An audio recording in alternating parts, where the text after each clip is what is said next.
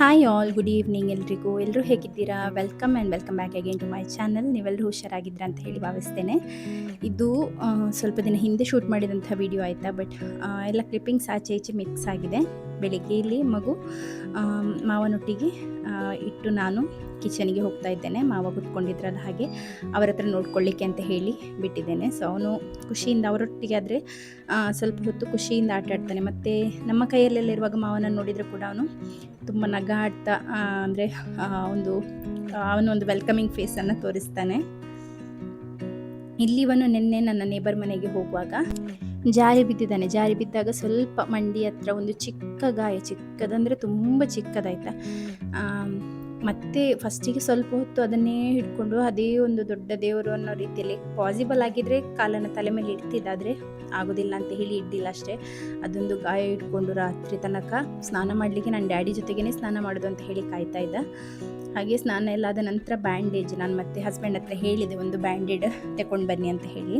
Hands ಪ್ಲಾಸ್ ಬರ್ತದೆ ಅಲ್ವಾ, ಅದು ಆ ರೀತಿ ಒಂದು ಪ್ಲಾಸ್ಟರ್ನ ತಂದಿದ್ರು. ಅದನ್ನು ನಿನ್ನೆ ರಾತ್ರಿ ಒಂದು ಹಾಕಿದ್ದು. ಬೆಳಿಗ್ಗೆ ಎದ್ದೊಳುವಾಗ ಅವನು ಮಲಗಿದಲ್ಲಿ ಅವನ ತಲೆ ಹತ್ರ ಬ್ಯಾಂಡೇಜ್ ಕಾಲಿಗೆ ಹಚ್ಚಿದ್ದು, ಇದೇ ರೀತಿದು ಅಂಟಿಸಿದ್ದು. ಅದು ಮಲಗಿದಲ್ಲಿ ತಲೆ ಹತ್ತಿರ ಉಂಟಲ್ಲ, ಬೆಡ್ಶೀಟಿಗೆ ತಾಗಿತ್ತು. ಅದನ್ನು ನೋಡಿ ನನಗೆ ಬೆಡ್ಡಿಂದ ಇಳಿದು ಬರುವಾಗ ನಗು ಬಂತು. ಸುಮ್ಮನೆ ಗಾಯ ಎಂತ ಇಲ್ಲ, ನೋವೆಂತ ಇಲ್ಲ. ನೋವಿರ್ಬೋದು, ಚಿಕ್ಕದಲ್ಲ, ಅವನು ಕೂಡ ಸಣ್ಣವನಲ್ಲ, ಅವನಿಗೆ ಅದೇ ಒಂದು ದೊಡ್ಡದು ಅಂತ ಹೇಳಿ ಮಹಾಗಾಯ ಅವನಿಗೆ. ಹಾಗೆ ಅಂದರೆ ಬೆಳಿಗ್ಗೆ ಹೇಳುವಾಗ ಅವನು ಮಲಗಿದ ಅವಸ್ಥೆಯಲ್ಲಿ ಅದು ಅವನ ದಿಂಬತ್ತಿರ ತನಕ ಬಂದಿತ್ತು. ಹಾಗಾಗಿ ನನಗೆ ನಗು ಬಂತದನ್ನು ನೋಡಿ. ಮತ್ತು ಬೆಳಿಗ್ಗೆ ಎದ್ದಾಗ ನಾನೇ ಅವನಿಗೆ ನೆನಪು ಮಾಡಿದೆ, ನಿಂದು ಬ್ಯಾಂಡೇಜ್ ಎಲ್ಲಿದೆ ಅಂತ ಹೇಳಿ. ಎಲ್ಲೋಯ್ತು ಹುಡುಕುವಾಗ ಮತ್ತೆ ನಾನು ತೋರಿಸಿದೆ. ಅವನಿಗೆ ಸಹ ನಗು ಬಂತು ನೋಡಿ. ಮತ್ತು ಅದನ್ನೇ ತೆಗೆದು ಅಂಟಿಸಲಿಕ್ಕೆ ನೋಡ್ದೆ, ಆಗಲಿಲ್ಲ. ಆ ನಂತರ ಸ್ವಲ್ಪ ಹೊತ್ತಿನ ನಂತರ ಹೇಗೋ ಮಾಡಿ ಅಂಟಿಸಿಟ್ಟಿದ್ದನ್ನು ಡೇಲನ್ನು ಬಂದು ಕಿತ್ತು ಎಳೆದು ತೆಕೊಂಡೋಗಿ ಬಿಟ್ಟ. ಹಾಗೆ ಹೋಗ್ತಾ ಇದ್ದ. ಅದಕ್ಕೆ ನಾನಿವಾಗ ಕರ್ಕೊಂಡು ಬಂದು ಸಮಾಧಾನ ಮಾಡಿ ಹೊಸದಾಗಿ ಒಂದು ಬ್ಯಾಂಡೇಡನ್ನು ಹಾಕಿ ಕೊಟ್ಟಿದ್ದೇನೆ. ಸ್ವಲ್ಪ ಅವರ ಸಮಾಧಾನಕ್ಕೋಸ್ಕರ, ಇಲ್ಲಾದರೆ ತಲೆ ತಿಂದು ಮೆದುಳಿಗೆ ಕೈ ಹಾಕಿ ಬಿಡ್ತಾರೆ. ಹಾಗಾಗಿ ಬೇಡ, ಆ ಒಂದು ಕಿರಿಕಿರಿನೇ ಬೇಡ ಅಂತ ಹೇಳಿ 4-5 ಬ್ಯಾಂಡೇಡನ್ನು ತರಿಸಿದ್ದು, ಅದರಲ್ಲಿ ಒಂದನ್ನು ಹಾಕಿ ಕೊಟ್ಟಿದ್ದೇನೆ. ಗಾಯ ಒಣಗಿ ಹೋಗಿದೆ ಇವತ್ತಿಗೆ. ಆನಂತರ ನಾನು ಕಿಚನಿಗೆ ಬಂದಿದ್ದೇನೆ. ನೆನ್ನೆ ನಾನು ನೀರು ದೋಸೆಗೆ ಅಂತ ಹೇಳಿ ಅಕ್ಕಿಯನ್ನು ನೆನೆಸಿ ಇಟ್ಟಿದ್ದೆ. ಮತ್ತು ಈಗ ಸ್ವಲ್ಪ ಲೇಟ್ ಎದ್ದೊಳ್ದಾಯ್ತಾ ನಾನು ಸಹ. ಅಂದರೆ ವರ್ಷದಲ್ಲಿ 1-1.5 ತಿಂಗಳು ಆ ರೀತಿಯಲ್ಲಿ ನಮಗೆ ಸಿಗುವಂಥದ್ದು ಕರೆಕ್ಟಾಗಿ ಸ್ವಲ್ಪ ಲೇಟ್ ಮಲಗಲಿಕ್ಕೆ, ಅಂದರೆ ಬಿಯಾಂಡ್ 7 o'clock ಮಲಗಲಿಕ್ಕೆ ಸಿಗುವಂಥದ್ದು ಆಗ ಮಾತ್ರ. ಹಾಗಾಗಿ ಆ ಒಂದು ಟೈಮನ್ನು ಪೂರ್ತಿಯಾಗಿ ಯುಟಿಲೈಸ್ ಮಾಡುವ ಅಂತ ಹೇಳಿ ಸ್ವಲ್ಪ ಜಾಸ್ತಿ ನಿದ್ದೆ ಮಾಡುವಂಥದ್ದು. ಏನೇ ಆಗಲಿ, ಚಿಕ್ಕ ಮಕ್ಕಳಿರುವಾಗ ನಮಗೆ ಕಂಟಿನ್ಯೂಸ್ ಆಗಿ 2-3 ಗಂಟೆ 4 ಗಂಟೆ ಕಂಟಿನ್ಯೂಸ್ ಸ್ಲೀಪ್ ಅನ್ನುವಂಥದ್ದು ಸಿಗೋದೇ ಇಲ್ಲ. ತಾಯಂದ್ರ ಆಗಿರೋದಕ್ಕೆ ನಾವು ಅದಕ್ಕೆ ಅಡ್ಜಸ್ಟ್ ಆಗಿರೋದಕ್ಕೆ ಆಗ್ತದೆ. ಬೇರೆ ಯಾರಿಗಾದರೂ ನೀವು ಕರೆದು ಒಂದು ದಿನ ನಿದ್ದೆ ಬಿಡು ಅಥವಾ ಒಂದು ರಾತ್ರಿ ಒಂದು ಪೇಷಂಟ್ ಜೊತೆಗೆ ನಿಂತ್ಕೋ, ಒಂದು ಮಗುವನ್ನು ನೋಡಲಿಕ್ಕೆ ನಿಂತ್ಕೊ ಅಂತ ಹೇಳಿದರೆ ನೆಕ್ಸ್ಟ್ ಡೇ ಅವರಿಗೆ ಜ್ವರ ಬಂದ ಹಾಗೆ ಆಗ್ತದೆ. ಇನ್ನು ಒಂದು 10 ವರ್ಷಗಳ ಕಾಲ ನನ್ನ ಮಕ್ಕಳು ದೊಡ್ಡವರಾದ ನಂತರ ನನಗೆ ಕೂಡ ಹೇಳಿದರೆ ಸಡನ್ನಾಗಿ ಬಂದು ನೀನು ನಿಂತ್ಕೋ, ನೋಡ್ಕೋ ಅಥವಾ ರಾತ್ರಿ ಎಲ್ಲ ನಿದ್ದೆ ಬಿಡು ಅಂತ ಹೇಳಿದರೆ ನನ್ನ ಅವಸ್ಥೆ ಕೂಡ ಹಾಗೆಯೇ ಆಗ್ತದೆ. ಈಗ ನಮ್ಮ ಬಾಡಿಯಲ್ಲಿ ದೇವರು ಆ ರೀತಿ ಹಾರ್ಮೋನಲ್ ಚೇಂಜಸನ್ನೆಲ್ಲ ಮಾಡಿ ಆ ರೀತಿ ನಮ್ಮ ಬ್ರೈನನ್ನು ಕೂಡ ರೆಡಿ ಮಾಡಿರೋದ್ರಿಂದ ನಮಗೆ ಅಷ್ಟೊಂದು ಒಂದು ಕ್ರ್ಯಾಶ್ ಅಂತ ಹೇಳಿ ಫೀಲ್ ಆಗೋದಿಲ್ಲ. ಬಟ್ ಬೇರೆ ಯಾರಾದರೂ ನಿದ್ದೆ ಬಿಟ್ಟರೆ ಅವರಿಗೆ ಡೆಫಿನೆಟ್ಲಿ ಅವರ ಬಾಡಿ ಆನ್ಸರನ್ನು ಕೊಡ್ತದೆ. ಇಲ್ಲಿ ನಾನು ಅಗಾರೋದ ಗ್ರ್ಯಾಂಡ್ ಎಗ್ ಬಾಯ್ಲರ್ ಮತ್ತು ಪೋಚರನ್ನು ಯೂಸ್ ಮಾಡಿ ಇವತ್ತು ಎಗ್ಸನ್ನು ಬಾಯ್ಲ್ ಮಾಡಲಿಕ್ಕಿದ್ದೇನೆ. ಇದರಲ್ಲಿ ಇನ್ಸ್ಟ್ರಕ್ಷನ್ ಕೊಟ್ಟ ಹಾಗೇ ನನಗೆ ಹಾರ್ಡ್ ಬಾಯ್ಲ್ಡ್ ಎಗ್ಸಿಗೆ ಎಷ್ಟು ಬೇಕೋ ಅಷ್ಟು ನೀರನ್ನು ಇದರ ಮೇಲೆ ಹಾಕಿ ಕೊಡ್ತಾ ಇದ್ದೇನೆ. ಆನಂತರ ನಮಗೆ ಇನ್ನೊಂದು ಈ ಒಂದು ಮೇಲೆ ಇಡುವಂಥ ಟ್ರೇ ಇದೆ ಅಲ್ವಾ, ಸ್ಟೀಮ್ ಮಾಡಲಿಕ್ಕೆ. ಆ ಟ್ರೇಯನ್ನು ಇಟ್ಕೊಂಡು ಎಗ್ಗನ್ನು ಈ ರೀತಿ ಜಸ್ಟ್ ಒಂದು ಹೋಲನ್ನು ಪೋಕ್ ಮಾಡಿ ಕೊಡುವಂಥದ್ದಷ್ಟೇ. ಆ ರೀತಿ ಮಾಡಿದರೆ ಬೇಗ ಬೇಯ್ತದೆ, ಇವನಾಗಿ ಕುಕ್ ಕೂಡ ಆಗ್ತದೆ. ಹಾಗಾಗಿ ಆ ರೀತಿಯಲ್ಲಿ ಮಾಡುವಂಥದ್ದು. ಮುಚ್ಚಿ ಇಟ್ಟು ಬಟನ್ ಆನ್ ಮಾಡಿ ಹೋದರೆ ಆಯಿತು. ನೀರು ಕಡಿಮೆ ಆದಾಗ, ಅಂದರೆ ನೀರು ಖಾಲಿ ಆದಾಗ ತನ್ನಷ್ಟಕ್ಕೆ ಆಫ್ ಆಗ್ತದೆ. ಹಾಗೂ ಒಳ್ಳೆ ನಮಗೆ ಬೇಕಾದ ಹಾಗೆಯೇ ಹಾರ್ಡ್ ಬಾಯ್ಲ್ಡ್ ಎಗ್ಸ್ ಕೂಡ ಸಿಗ್ತದೆ ಆಯಿತಾ. ತುಂಬ ಒಳ್ಳೆಯದಿದೆ ಪ್ರಾಡಕ್ಟ್ಸ್. ನೀವು ಹಾಸ್ಟೆಲಲ್ಲಿ ಎಲ್ಲ ಇರ್ತಿರಾದರೆ ತುಂಬ ಒಳ್ಳೆಯದು. ನಿಮಗೆ ಪ್ರಾಡಕ್ಟ್ ಬೇಕಾದರೆ ಲಿಂಕ್ ಡಿಸ್ಕ್ರಿಪ್ಷನ್ ಬಾಕ್ಸ್ನಲ್ಲಿ ಕೊಟ್ಟಿರ್ತೇನೆ, ಅಲ್ಲಿಂದ ಪರ್ಚೇಸ್ ಮಾಡ್ಬೋದು ಆಯಿತಾ. ನನಗೆ ನಿಮ್ಮ ಹತ್ರ ಒಂದು ಸ್ಟೋರಿಯನ್ನು ಶೇರ್ ಮಾಡಲಿಕ್ಕಿತ್ತು. ಮೇಯ್ನಾಗಿ ಏನು ಅಂತ ಹೇಳಿದರೆ, ನಮಗೆ ನಮ್ಮ ಕೈಯಲ್ಲಿ ಹಣ ಇದೆ ಆದರೆ, ನಮ್ಮ ಹತ್ರ ದುಡ್ಡಿದೆ ಆದರೆ ಮಾತ್ರ ನಮಗೆ ರೆಸ್ಪೆಕ್ಟ್, ನಾವು ಹೇಳಿದ್ದು ನಡೆಯೋದು ಕೂಡ ಅಂತ ಹೇಳಿ ನನಗೆ ಮೊನ್ನೆ ಒಂದು ಕರೆಕ್ಟಾಗಿ ಫೀಲ್ ಆಯಿತು. ಅಂದರೆ ನನಗೆ ನಡೆದಂಥ ಒಂದು ಇನ್ಸಿಡೆನ್ಸನ್ನು ಹೇಳ್ತಾ ಹೋಗ್ತೇನೆ. ಸಂಡೇ ನನಗೊಂದು ಫಂಕ್ಷನ್ ಇತ್ತು. ಹಾಗೆ ಮನೆಯಿಂದ ಹೊರಡುವಾಗ ಸಿಯೋನ್ ಕೊಳೆಯಾದಂತಹ ಶೂಸನ್ನು ಹಾಕಿದ್ದೆ, ಮತ್ತು ಅವನ ಶೂಸ್ ಎಲ್ಲ ಉಂಟಲ್ಲ ಹಳತ್ತಾಗಿತ್ತು, ಅವನಿಗೆ ಆಗ್ತಾ ಇರಲಿಲ್ಲ. ಹಾಗೆ ಅವನಿಗೊಂದು ಶೂಸ್ ತಗೊಳ್ಬೇಕಂತ ಹೇಳಿ ತುಂಬ ದಿನದಿಂದ ನಾನು ಅಂದ್ಕೊಳ್ತಾ ಇದ್ದೆ. ಆದರೆ ಅಂದರೆ ಆ ಸಮಯ ಸಂದರ್ಭ ಕೂಡಿ ಬರಲಿಲ್ಲ, ಹಾಗೆ ತಗೊಂಡಿರಲಿಲ್ಲ. ಸಿಯೋನ್ ಡೇಲನಿಗೆ ಆದರೆ ಮೊನ್ನೆ ತಗೊಂಡು ಬಂದಿದ್ದೆ ನಾನು ವಿಶಾಲ್ ಮಾರ್ಟಿಂದ. ಸಿಯೋನಿಗೆ ಆ ಸೈಜ್ ಇರಲಿಲ್ಲ, ಹಾಗಾಗಿ ನಾನು ತರಲಿಲ್ಲ. ಹಾಗೆ ನಾನು ಮಡಂತಿಯರಲ್ಲಿ ಇಳಿದೆ ಆಯಿತಾ.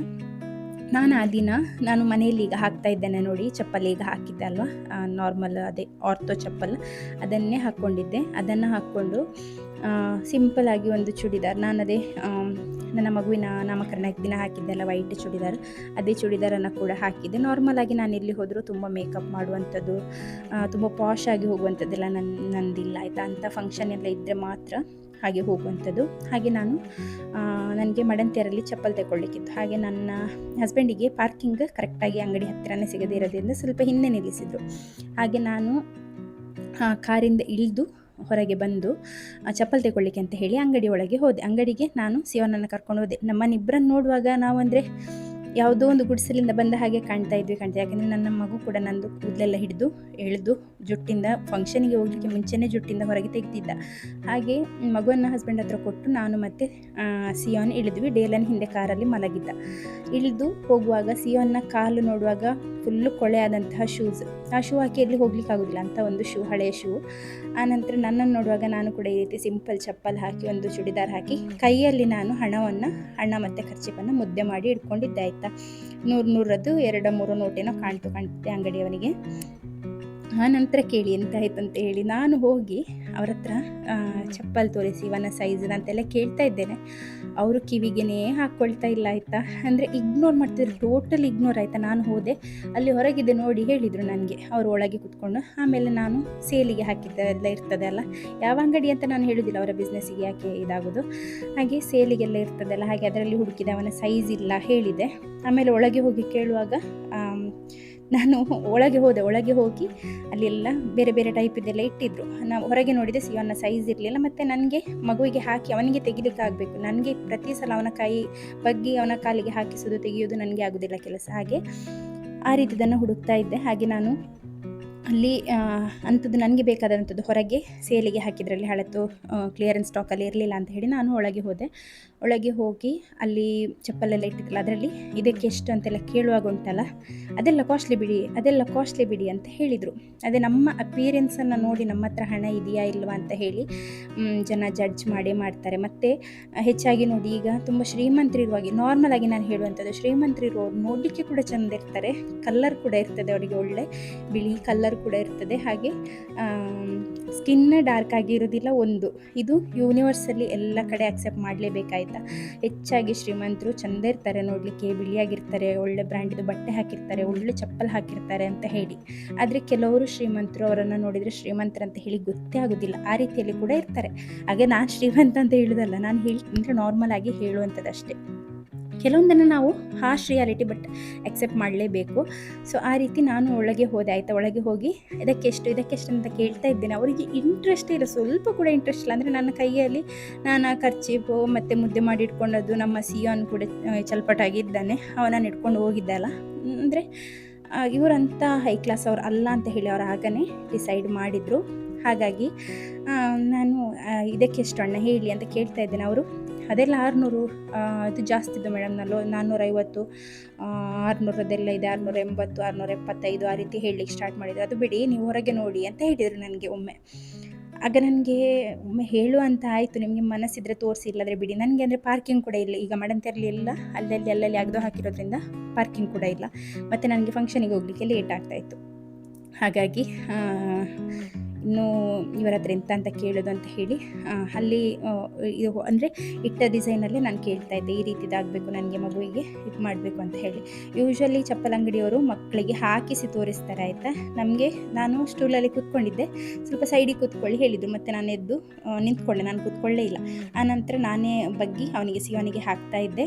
ಆದರೂ ಕೂಡ ಅವರು ಅಂದರೆ ಹಾಕುವಂಥದ್ದಾಗಿರ್ಬೋದು, ಏನಾದರೂ ಹೇಳುವಂಥದ್ದಾಗಿರ್ಬೋದು, ತಗೊಳ್ಳಿ ಇದು ಒಳ್ಳೆಯದಿದೆ, ಅದು ಇದು ಏನೂ ಇಲ್ಲ, ಇಂಟ್ರೆಸ್ಟೇ ಇರಲಿಲ್ಲ ಅವರಿಗೆ. ಆಮೇಲೆ ನನಗೆ ಗೊತ್ತಾಯ್ತು ಇವರೇ ಅಂದರೆ ಟೋಟಲಿ ಅಪಿಯರೆನ್ಸನ್ನು ನೋಡಿ ಜಡ್ಜ್ ಮಾಡ್ತಾ ಇದ್ದಾರೆ. ತೊಂದರೆ ಇಲ್ಲ, ನನಗೆ ಈಗ ಅರ್ಜೆಂಟಿಗೆ ಒಂದು ಜೋಡಿ ಚಪ್ಪಲ್ ಸಿಕ್ಕಿದರೆ ಆಯಿತು ಅಂತ ಹೇಳಿ ಬೇಗ ಬೇಗ ತಗೊಂಡೆ. ಆ ದಿನ ನಾನು ಮತ್ತು ಅತ್ತೆ ಮನೆಯಲ್ಲಿ ಮಾತಾಡಿದಷ್ಟೇ, ದುಡ್ಡಿದ್ದರೆ ಮಾತ್ರ ಬೆಲೆ ಅಂತ ಹೇಳಿ. ಅದು ನಿಜ ಆಯಿತಾ, 100ಗೆ 200% ಹೇಳ್ಬೋದು, ಅಷ್ಟು ನಿಜ. ನನಗೆ ಎಕ್ಸ್ಪೀರಿಯನ್ಸ್ ಆಯಿತು.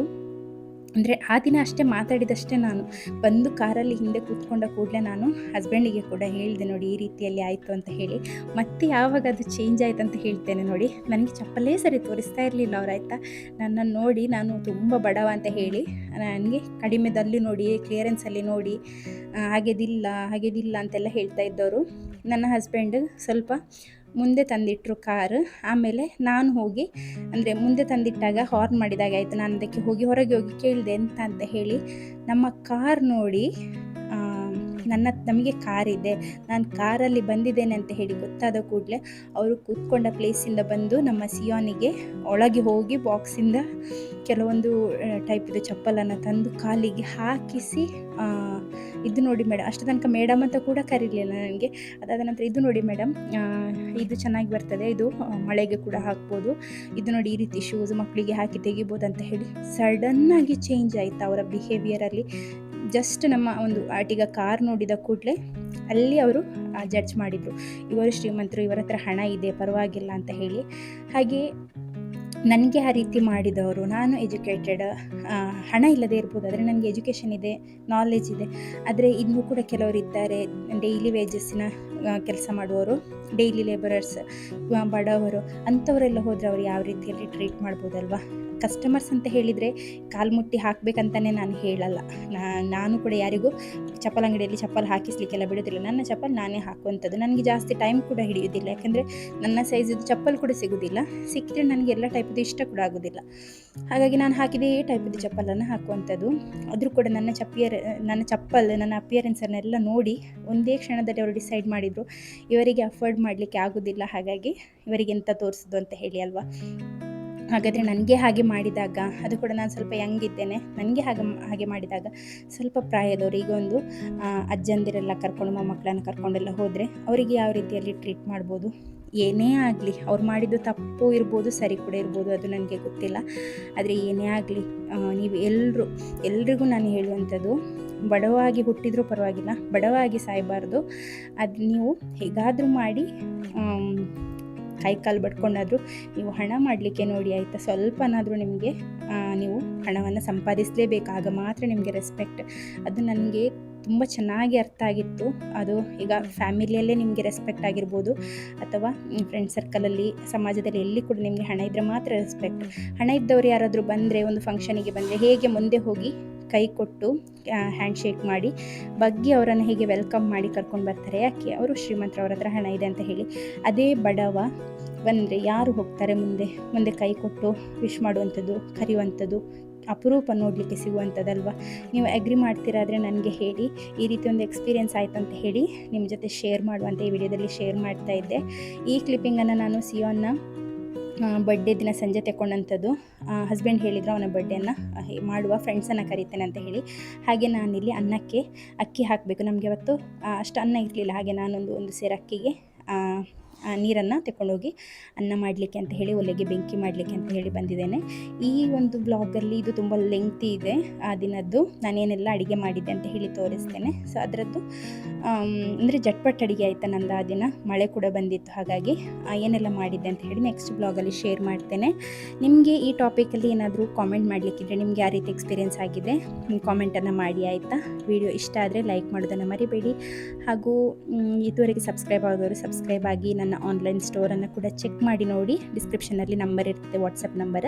ಅಲ್ಲಿಂದ ನಿಮಗೆ ಆರ್ಗ್ಯಾನಿಕ್ ಹನಿ ಆಗಿರ್ಬೋದು, ಮಕ್ಕಳ ಲಂಚ್ ಬಾಕ್ಸಸ್ ಆಗಿರ್ಬೋದು, ಈಗ ಕಸ್ಟಮೈಸ್ಡ್ ಪೆನ್ಸಿಲ್ಸನ್ನು ಕೂಡ ನಾನು ಸೇಲ್ ಮಾಡಲಿಕ್ಕಿದ್ದೇನೆ. ಅದರ ಬಗ್ಗೆ ಡೀಟೇಲ್ಸ್ ನೆಕ್ಸ್ಟ್ ವೀಡಿಯೋದಲ್ಲಿ ಕೊಡ್ತೇನೆ.